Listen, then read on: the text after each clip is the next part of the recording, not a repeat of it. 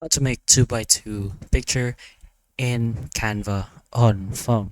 So once you're inside Canva, you're gonna have to go ahead and create your own custom size for your Canva. So go ahead and press on the plus button found right in the bottom over here. That's creating another thing. You potentially find a template for it, but to be sure, so go ahead and press on custom size and put your units on inches. Now a 2x2 picture is equivalent to 2 inches per width and height. So all you have to do now is put 2 on width as 2 inches and 2 in height as 2 inches.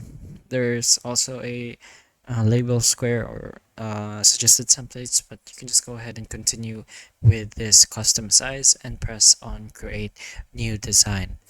So now what you're going to have to do, if you have an image or something in mind, you can go ahead to your uploads. Maybe you already have an image there. You can put, or you can go directly to your gallery and put in an image that you want. Here, I put in a little kitty. It's not really a square, but I can go ahead and still try to fill this in as so, like that. And it's gonna be a 2x2 picture of this kitty. But anyways, hopefully this video does help you, and if it does, please like and subscribe for more videos like this, and that's all.